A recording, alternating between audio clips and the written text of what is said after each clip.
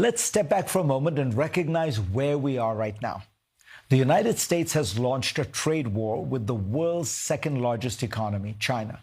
Together, the two countries account for almost 45% of global output and more than 20% of global trade. And it's entered this battle with remarkably little planning and forethought. Do we have a sense of where these growing tensions will lead? It would be easy to blame the Trump administration alone for shooting first and thinking later.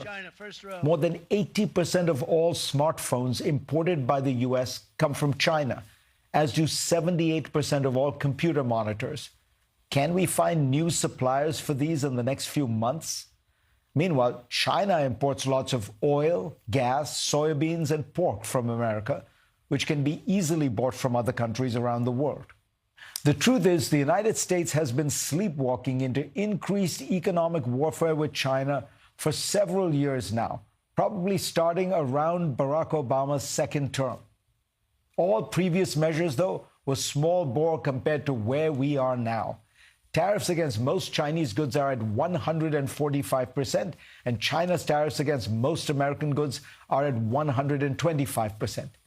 As Secretary of Treasury Scott Bessent has said, this basically amounts to an embargo, which he admitted is unsustainable, which of course raises the question, why did his boss initiate a strategy that cannot be sustained?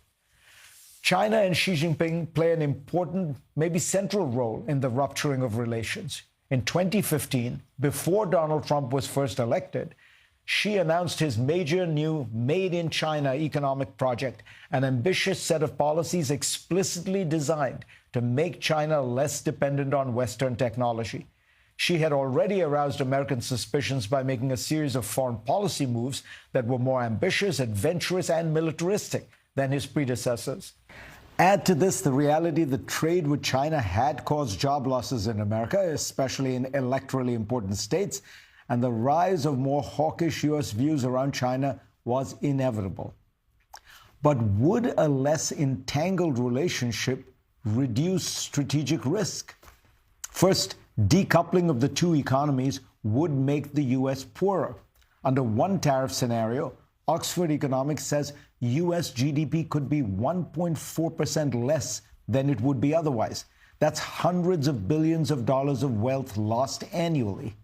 There are also second-order effects. Inflation as companies shift supply chains, productivity losses from diminished specialization, and the opportunity cost of disrupted innovation ecosystems. Trade flows will get distorted as Chinese companies set up new ventures in Southeast Asia, Mexico, and other places to bypass tariffs. Smuggling will boom. Every American action will produce a Chinese reaction. Consider technology. While Washington has valid reasons to limit Beijing's access to the highest-end chips, has it been effective?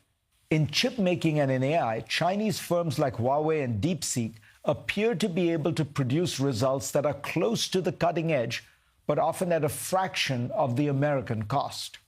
NVIDIA's CEO Jensen Huang this week noted that half of all AI researchers in the world are Chinese, and that China is just slightly behind the U.S. He also explained, more crucially, that sometimes in technology, the country that wins is the one that applies innovations fast and well, not the first mover. So have Washington's expensive and cumbersome bans on technology only spurred China to innovate, become a fast follower? And could it end up in a better place than if these bans had never been enacted in the first place? It's an uncomfortable question, but it must be asked. Finally, what would a world in which the U.S. and China had little economic relationship with each other look like? Keeping the two countries deeply intertwined economically, trading, investing, and interacting with each other is a force that makes outright conflict more complicated. It's not a guarantee against war, but surely it is a disincentive. A cautionary tale comes from the past.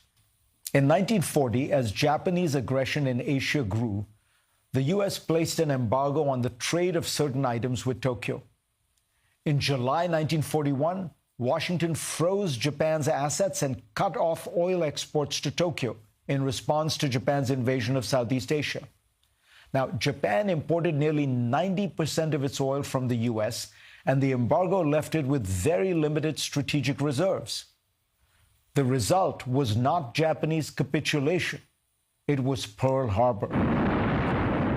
Cut off from critical imports and seeing no diplomatic off-ramp, Tokyo concluded that war was preferable to strangulation.